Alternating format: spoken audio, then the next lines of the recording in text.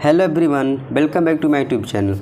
आज की इस वीडियो में हम सब डिस्कस करने वाले हैं मौसा एवं लौसा, इंग्लिश में बोले तो एचसीएफ एंड एलसीएम। आज की इस वीडियो में हम सब डिस्कस करेंगे मौसा यानी एचसीएफ के बारे में। तो लेक्चर नंबर 1 को स्टार्ट करते हैं। मौसा इंग्लिश में बोले तो एचसीएफ। मौसा का फुल फॉर्म होता है महत्तम समापवर्तक और एचसीएफ का फुल फॉर्म होता है हाईएस्ट कॉमन फैक्टर। मौसा ज्ञात करने की विधि। मौसा ज्ञात करने की 2 विधि होती है, पहली गुणनखंड विधि, दूसरी भाग विधि। आइए सबसे पहले हम गुणनखंड विधि को देखते हैं कैसे सॉल्व करते हैं। पहली है गुणनखंड विधि, इंग्लिश में बोले तो हेक्टर मेथड। क्वेश्चन 1 है 24, 32 और 40 का मौसा ज्ञात करना हमें। किस विधि से ज्ञात करना है? गुणनखंड विधि से इसको ज्ञात करना है। तो सबसे पहले जो यहाँ पर दिया है इसको यहाँ पर लिख लेते हैं। तो सबसे पहले हम 24 का गुणनखंड निकालेंगे, अभाज्य गुणनखंड निकालेंगे। यानी 24 किसकी संख्या से कट सकती है? सबसे पहले 2 से कटेगी, उसके बाद फिर 2 से कटेगी, उसके बाद फिर 2 से, उसके बाद 3 से। यानी 24 का अभाज्य गुणनखंड है 2 × 2 × 2 × 3। इसी प्रकार 32 का हम अभाज्य गुणनखंड निकाल लेते हैं। तो सबसे पहले 32 2 से कटेगा, उसके बाद फिर 2 से, उसके बाद फिर 2 से, उसके बाद फिर 2 से। एंड इसी प्रकार हम 40 का अभाज्य गुणनखंड निकालेंगे। तो 40 का अभाज्य गुणनखंड होगा 2 × 2। 40 का अभाज्य गुणनखंड होगा 2 × 2 × 2 × 5।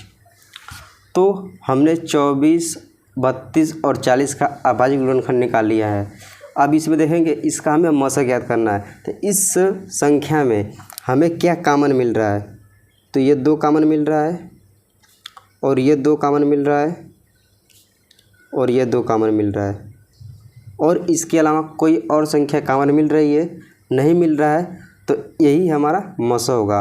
तो 24, 32 एंड 40 का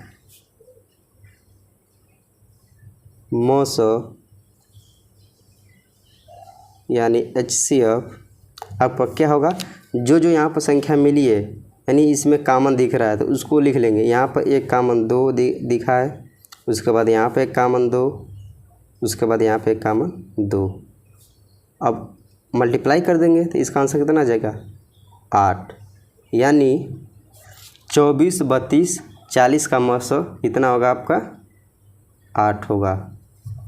आई होप आप लोग को ये समझ में आ गया होगा कि गुणनखंड विधि से मौसा कैसे निकालते हैं। दूसरी विधि है भाग विधि, इंग्लिश में बोले तो डिवीजन मेथड। 168, 189 तथा 231 का मौसा ज्ञात करना है। तो सबसे पहले हम ये देखेंगे इस संख्या में कौन सबसे छोटी है, फिर उससे कौन बड़ी है और सबसे बड़ी कौन सी है। तो सबसे छोटी संख्या हमारी है 168, इससे बड़ी संख्या कौन सी है? 189। तो सबसे पहले हमें इन दोनों में भाग विधि से इसको सॉल्व करना है। तो आइए इसको सॉल्व करते हैं। हम 189 में 168 का भाग करेंगे। देखिए 168 का ऐसा टेबल पढ़ना है कि इससे अधिक न हो या इसके बराबर है, इससे कम हो। तो देखिए 168 है कम, 168